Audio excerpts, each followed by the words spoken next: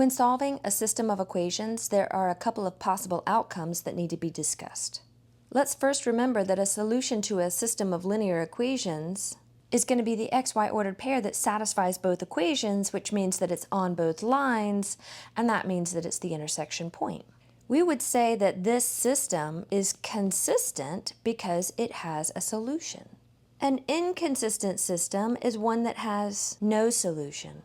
And when we have two linear equations, the only way this happens is when the two lines are parallel to each other. Two parallel lines are never going to intersect, and so this is what an inconsistent system would look like if we graphed it. Two lines are said to be independent if they are different, separate lines.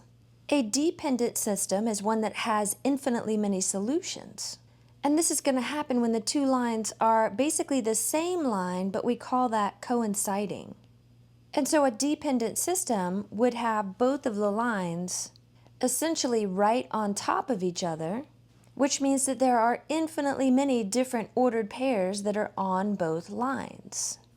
Therefore, in a dependent system, we'll have infinitely many solutions. But all of those solutions must occur on the lines. Yes, there are infinitely many solutions, but not all ordered pairs are solutions.